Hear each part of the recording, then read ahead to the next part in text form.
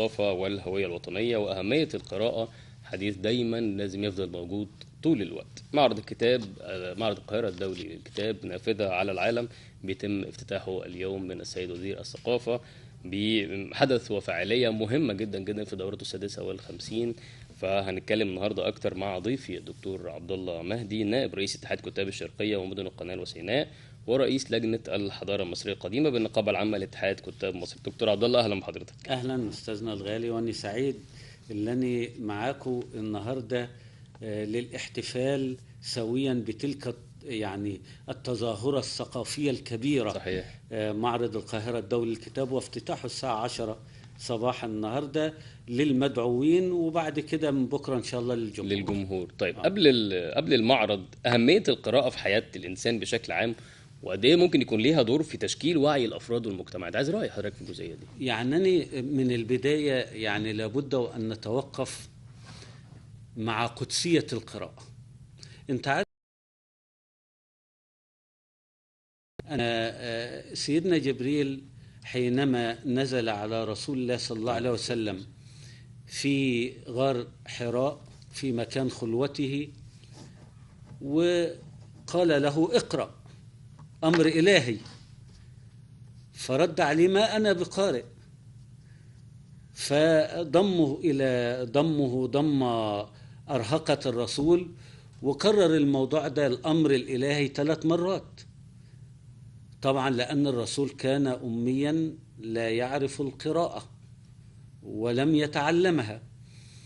لحد كده نزلت، راح مكرر وراه اقرأ باسم ربك الذي خلق، خلق الإنسان من علق، سورة العلق، بهذا الشكل. فهو أمر إلهي، اقرأ، ولم يحدد كم القراءة، ولم يحدد، يعني المفسرين بتقول ولم يحدد نوعها، فهي أمر إلهي بالنسبة للمسلمين. وأظن يعني أنا على صلة بالحضارة المصرية القديمة، الكاتب المصري والحكيم المصري مجد كثيرا القراءة والاطلاع والفصاحة، لأن القراءة غذاء للعقل، تنبيه للمشاعر، إسراء للخيال، علاج نفسي، يعني بعض المصحات النفسية يعطيك كتابا لتقرأه، طبعا وسيلة للترويح، وسيلة للعبور عبر أزمنة عتيقة لم نعيشها، للعبور عبر أماكن كثيرة لم نذهب إليها، للعبور حول أفكار قديمة لم نعاصرها ولم نعايشها في زمننا الحاضر. الوسيله الوحيده هي القراءه عن هذه القراءة. صحيح. فالقراءة عملية تفكيرية، يعني تقوم على فك الرموز المختلفة بهدف الوصول للمعنى المراد. طيب، يعني حضرتك بتشوف معرض القاهرة الدولي للكتاب في دورته الستة وخمسين، واللي تم افتتاحه اليوم من قبل السيد وزير الثقافة، واحد من أهم الأحداث الثقافية في المنطقة كلها، مش بس في مصر. طبعا. قد إيه ده ممكن يكون مهم لمصر وللعالم العربي؟ أنا هقول لحضرتك، طبعا معرض القاهرة الدولي للكتاب معرض عتيق. سنة 1969 وزير الثقافة الدكتور ثروت عكاشة فكر أن يحتفل بمرور 1000 عام على إنشاء مدينة القاهرة، فقال إحنا نحتفل بها ثقافيا. اجتمع مع الناس اللي في وزارة الثقافة، فأشار بعضهم علي عبد السلام شريف فنان، فأشار عليه بعمل معرض للكتاب، فبعث بعض الناس إلى ألمانيا لسوق الكتب في إحدى المدن الألمانية لكي ينقلوا التجربة، وأوكل إلى سهير القلماوي، الدكتورة سهير القلماوي أوكل إليها رئاسة معرض القاهرة للكتاب، اللي هو افتتح مساء يوم 22 يناير 1969.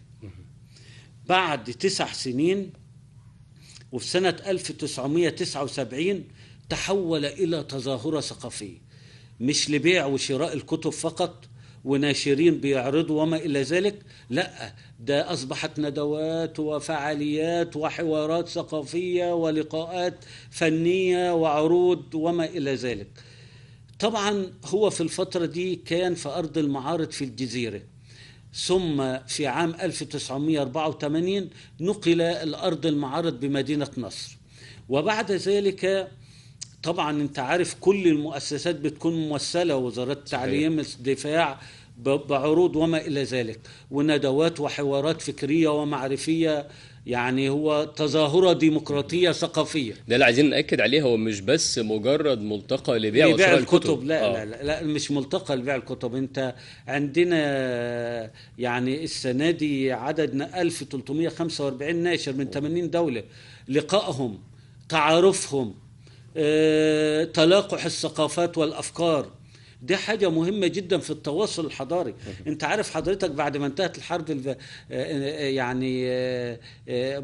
يعني في انتهت الحرب الباردة سنة 1990 وحصلت أحداث 2001 في أمريكا، طبعا بدأ حالة من الصراع وحالة من تصادم تسمع صراع الحضارات، تصادم الحضارات. هذا المعرض يفتح مجالا للحوار الثقافي والفكري والمعرفي والحوار الفني، وتلاقح وتعاون وتعارف الناشرين بعضهم من بعض. طبعا سنة 1984 البعد التاريخي يعني انتقل إلى أرض المعارض بمدينة نصر. بعد كده في 2019 انتقل إلى المركز المصري للمؤتمرات والمعارض بالتجمع الخامس في القاهرة. طيب، اختيار شعار هذه الدورة وهو اقرأ زي ما بدأنا الكلام بيه، ازاي ممكن يكون الشعار ده ملهم للجمهور؟ ده مهم جدا. ده هو اقرأ في البدء كان الكلمة، دي تكملة الشعار. اقرأ في البدء كان الكلمة، في البدء كان الكلمة. اقرأ أمر إلهي زي ما حضرتك عارف، واجب تنفيذه علي وعليك وعلى الدنيا كلها. في البدء كان الكلمة، طبعا اقرأ يبقى بيحث الناس على القراءة، بيدفع الناس للقراءة، لأن القراءة مصدر لوعي، مصدر للحماية الثقافية وحماية إرثنا الثقافي والحضاري. في البدء كان الكلمة، هذا امتداد للقديم، للحضارة المصرية القديمة، أم الحضارات الإنسانية.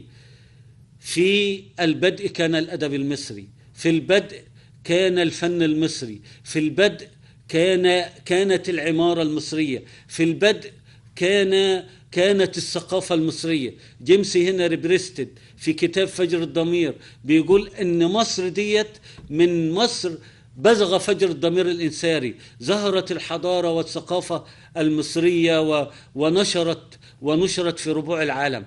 يعني في البدء كان الكلمة بعد تاريخي يؤصل لهذا الإرث الحضاري والفكري والمعرفي الذي نقله المصريين للعالم أجمع. فكرة تواصل الحضارات، حضارة مصرية قديمة نقلت إلى الإغريق واليونانيين، بعد ذلك عادت إلى الحضارة العربية الإسلامية، بعد ذلك الحضارة العربية الإسلامية نقلت إلى الغرب والحضارة الغربية. تواصل حضاري كبير. لو جيت أنت توقفت مع علماء اليونانيين والإغريق والفلاسفة وما إلى ذلك، كلهم بيعترفوا بما لا يدع مجال للشك، ومثبوت الكلام ده، بأن الحضارة المصرية القديمة منها استقوا فلسفاتهم، استقوا رؤاهم، استقوا أفكارهم، تعلموا منها الكثير والكثير. طيب، نرجع تاني لمعرض الكتاب، وفي أكتر من 600 فعالية ثقافية بتغطي طبعا هذه الدورة من المعرض. قد ايه ده ممكن يكون مهم ومؤثر، وازاي ندعو الناس ان هم بس مش بيروحوا لمجرد ان هم يشتروا كتب من هناك، لا كمان يشاركوا في الفعاليات المختلفة؟ ما انا هقول لحضرتك، اكبر معرض في العالم معرض فرانكفورت في ألمانيا. تاني معرض على مستوى العالم في 2006 كان معرض القاهرة الدولي للكتاب في 2006 بهذا الشكل. طبعا الثقافة والفن للأسف كان يقولوا لنا دي للخاصة، بس الخاصة دولت اللي هم بيسموهم النخبة ممكن ينقل أفكاره وينقل رؤى للدنيا كلها.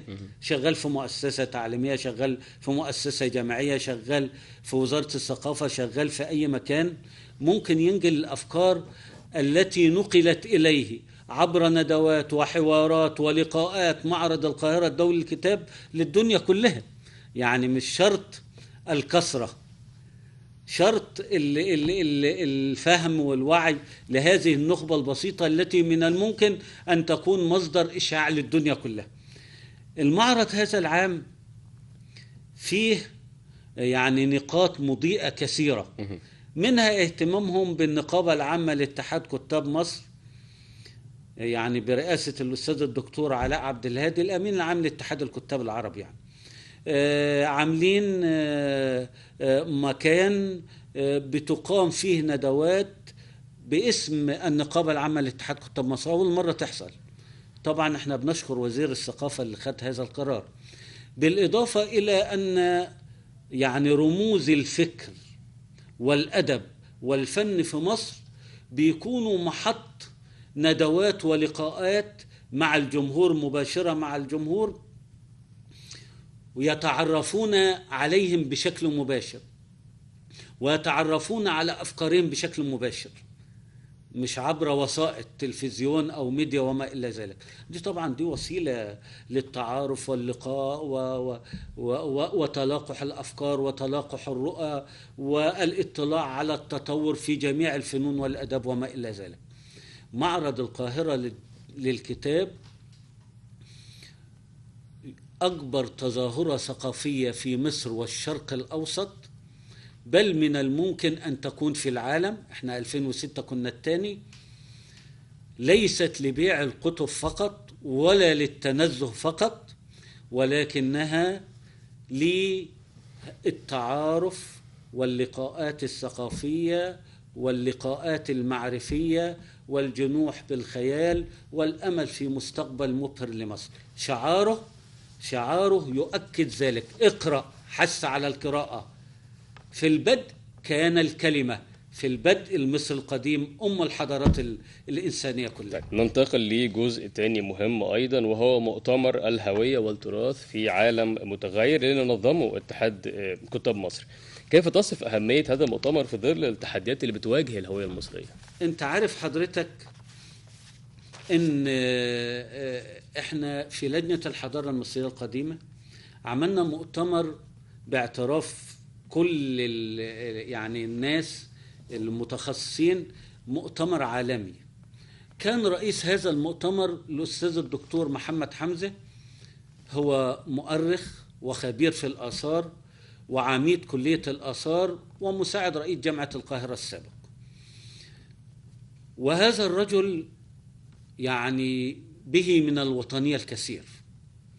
لما اتفقت أنا وهو، كنت أنا الأمين بشرب بالأمين العام للمؤتمر، لما اتفقنا على عنوان المؤتمر الهوية والتراث في عالم متغير، اتفقنا من منطلق إن العالم الآن تسعى قوى الهيمنة فيه إلى تنميط القوى الأقل منها، الأضعف منها، تنميطهم عن طريق وسائل التواصل الاجتماعي بأشكالها المختلفة. يعني فكرة العولمة اللي بيسموها الكونية، أن العالم يبقى فكره واحد، رؤيته واحدة، طريقة استهلاكه واحدة، طريقة فهمه للحياة واحدة. دي شكل من أشكال الهيمنة، وشكل من أشكال الضرب في الهوية أو الهوية، الضرب في الهوية، وشكل من أشكال إهمال هذا الإرث الثقافي الكبير في هذه المنطقة، مصر أم الحضارات الإنسانية، الشرق الأدنى الذي بزغت منه أعظم الحضارات. مصر والشرق الأدنى كانت نقلة حضارية كبيرة بالنسبة للبشرية. أول من زرعوا، أول من كتبوا، أول من بدأوا الفنون المختلفة. طبعا الهوية والتراث في عالم متغير، الهوية والتراث المرجع والخصوصية. المرجع للهوية التراث، وليس هناك هوية بلا تراث. الهوية هي الذاتية، هي التفرد، ما يميز حضرتك عن الأمريكاني في عاداته، في تقاليده، في أكله، في شربه، في سلوكياته، في رؤيته للحياة. طبعا مهم جدا الاهتمام بهذا الإرث الثقافي التراث، مهم جدا الاهتمام بتراثنا الثقافي. طب ايه ابرز التوصيات اللي ممكن يكون خرج بيها المؤتمر، وازاي نقدر ننفذها لتعزيز الهوية المصرية؟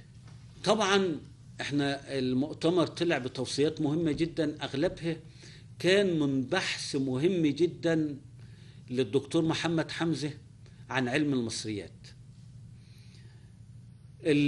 اول توصية كانت لابد من فصل الآثار عن وزارة السياحة واستحداث وزارة جديدة للآثار والتراث.